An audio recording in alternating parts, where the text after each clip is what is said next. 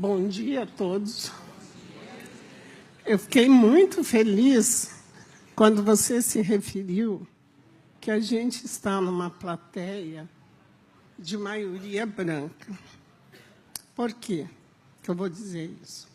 E fiquei muito feliz quando você falou da parte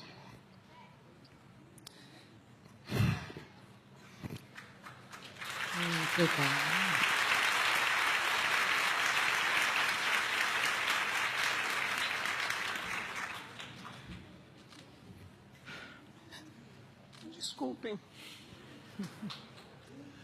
Quando você falou da parte da educação, eu sou de uma região do sul, você já pode imaginar, do sul do Paraná. Quer dizer, eu vim do interior do Paraná, lá do mato, estudar em Curitiba. Tive ontem a palestra das moças sobre a mãe. Me tocou profundamente que eu sobrevivi e sobrevivo hoje como brasileira, porque tive uma mãe que fez de tudo, passou por tudo que era humilhação para que nós estudássemos.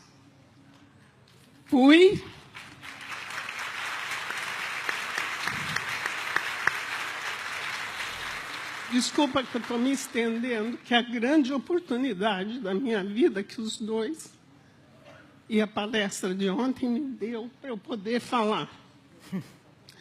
Fui para um colégio interno aos 5 anos, ia completar, porque passavam as freiras, para quem é bem do interior do mato, sabe disso, que tinha um negócio da religião chamado missões.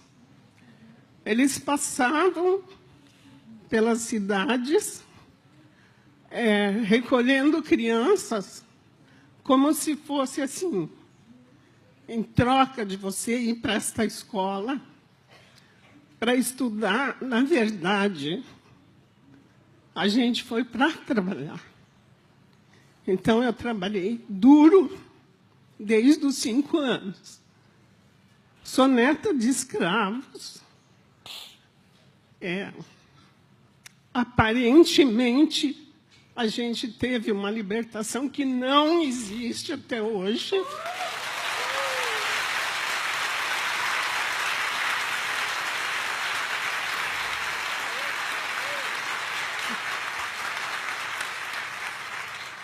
Então, vou ser bem rapidinha. Eu vou contar só uma história que marcou a minha vida. Não vou ser tão rápida assim como tem. Eu vou contar uma história que marcou a minha vida, que dos 6 anos eu senti a diferença. Amadureci aos 6 anos. Que as freiras contavam a seguinte história.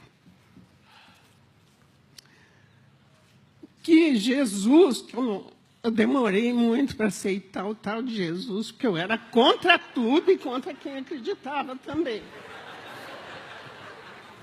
Então, as freiras contavam a seguinte história, que Jesus, Deus, criou um lago, um rio, e mandou todos tomar banho. Assim, e se banhar na água abençoada daquele maldito rio. Tá? Aí, as pessoas que são brancas é porque eram pessoas trabalhadoras, inteligentes, e chegaram nesse rio, tomaram banho, ficaram brancos. Nós, como negros, somos preguiçosos, e não é verdade, porque esse país vive hoje porque meus antepassados deram condição para todos.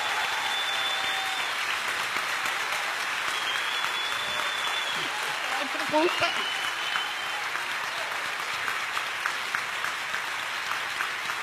Calma, fica.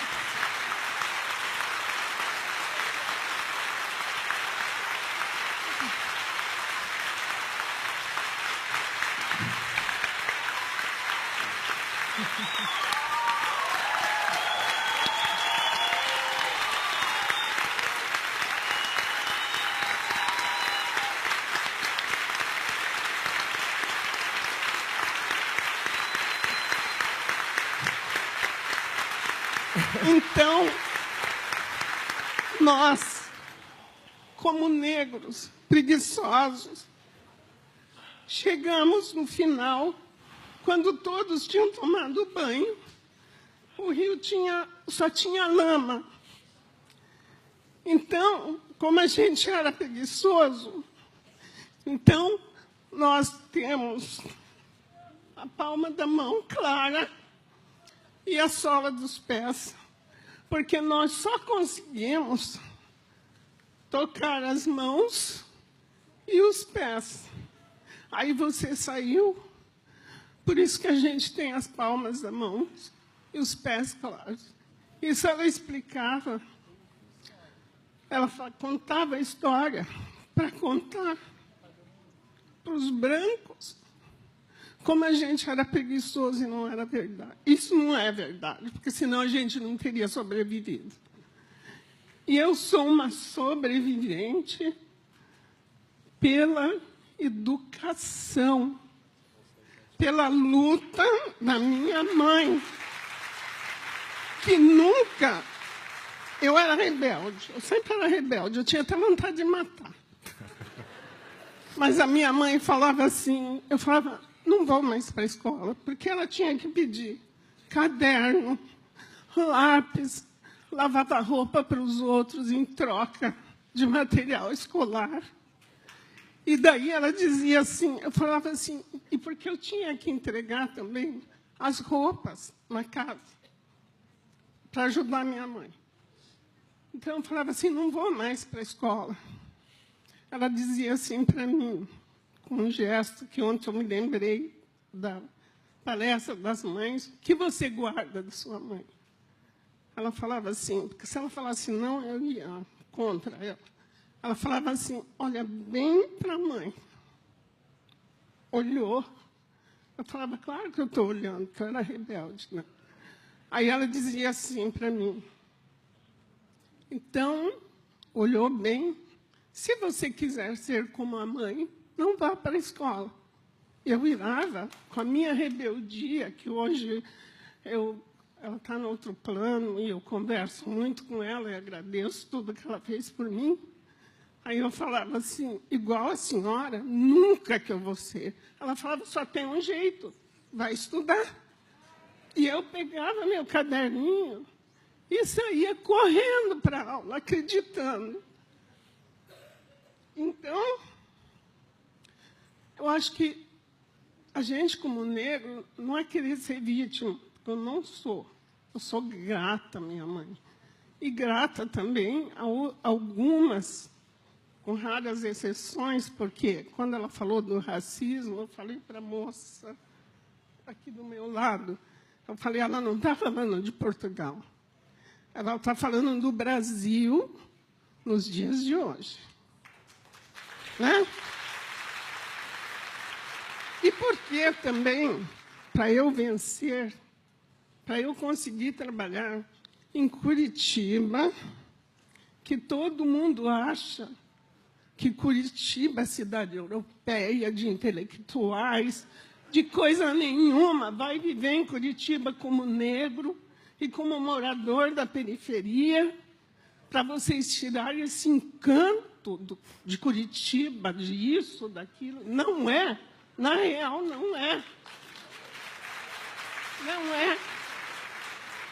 E é tido como uma cidade evoluída porque é europeia.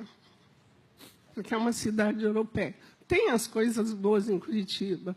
Na realidade, tem. Mas os cotistas negros, índios, sofrem o preconceito dentro das universidades e, o mais ainda, em Londrina, que é uma das maiores cidades do norte do Paraná, que tem grandes universidades, os indígenas perderam a bolsa de R$ 400 de ajuda, porque o nosso governador, meu não, o governador do Paraná, cortou a bolsa. Então, assim, eu não quero desistir. E eu fui uma professora muito, assim, defensora dos meus alunos, e fui uma pessoa que trabalhou na época da ditadura. Então, como eu falava com os meus alunos, como eu falava, às vezes, professora, porque eu não quero mais, porque isso, porque eu falava, não. Aí eu contava a minha história para eles, não como miséria, como sofredora. Eu falava como vocês são capazes.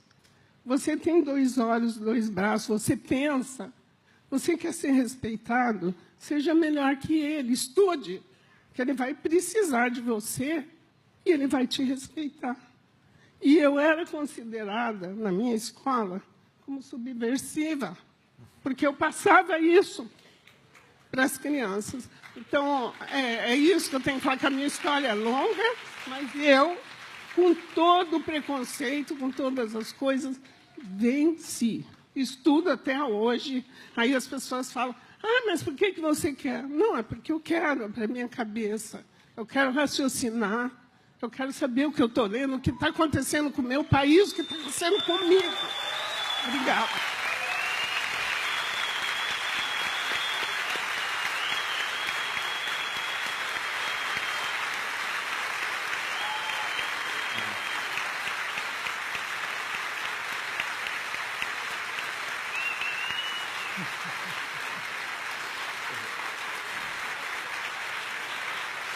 Ela está falando. Como é o nome? Professora, qual é o seu nome? Professora? Como é seu nome, professora? Diva Guimarães. A senhora quer matar a gente, dona Diva? Pelo amor de Deus. Meu coração está aqui assim, pequenininho. Obrigado pela coragem de contar a história. Que bom. E a senhora falou uma coisa muito importante que eu quero falar junto com a senhora aqui. A gente precisa fazer um pacto de investir em educação pública de qualidade. Não podem sucatear a educação brasileira. A escola pública tem que ser valorizada. O professor tem que ser valorizado.